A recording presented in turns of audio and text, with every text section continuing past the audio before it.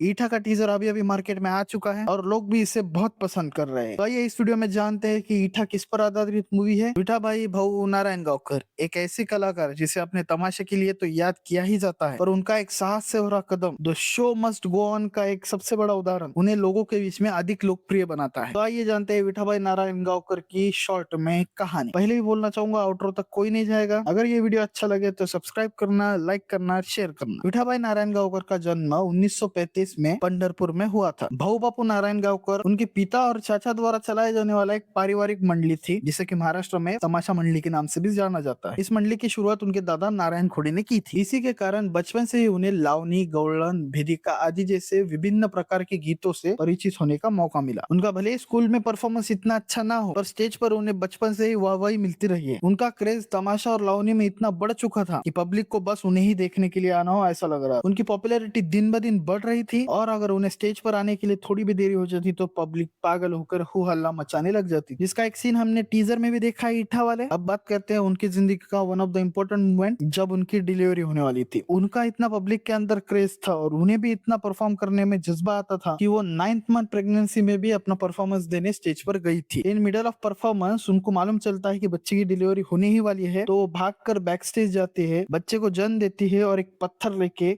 Umbilical cord को तोड़कर वापस से परफॉर्मेंस में ज्वाइन करती है। जहां पर परफॉर्मेंस के बीच में उनका बेबी बम्प गायब होने की वजह से पब्लिक हैरान हो गई थी और सवाल पूछने के बाद शो को भी रोक दिया गया और ऑडियंस ने उनके the show must be go on के जज्बे को सलाम किया और सम्मान पूर्वक उन्हें आराम करने के लिए कहा। उन्हें महाराष्ट्र के नारायणगांव की एक मशहूर तमाशा कलाकार के तौर पर जाना जाता है। उनकी लाजवाब कला के लिए उन्हें 2 बार प्रेसिडेंट ऑफ इंडिया से 1957 और 1990 में अवार्ड और मेडल मिले थे। उनकी पॉपुलैरिटी इतनी बढ़ गई थी उनको और उनकी मंडली को उनको प्रेसिडेंट अवार्ड मिला in the genre of tamasha art और she was honoured with tamasha samradni the empress of tamasha by the government. Maharashtra सरकार ने उनके नाम पर Vithabai Narayan Gaonkar life time achievement award 2006 में देना चालू किया था। एक तमाशा के स्तर को उन्होंने ऊपर ले जाकर रख दिया था। तो ये थी विठाभाई नारायण गांवकर की कहानी, जिसे कि हम ईठा मूवी में देखने ही वाले हैं। ये पेज पर ज्यादातर तो मूवीज रिलेटेड ही कंटेंट आता है, मैंने सोचा कि इस बार थोड़ा अलग जाते हैं। तो कैसा लगा आपको ये वीडियो कमेंट में बताना। वीडियो अच्छा लगे तो सब्सक्राइब करना जरूर से कर दो। मैं मिलता हूँ आपसे अगले वीडियो में, तब तक के लिए बाय बाय।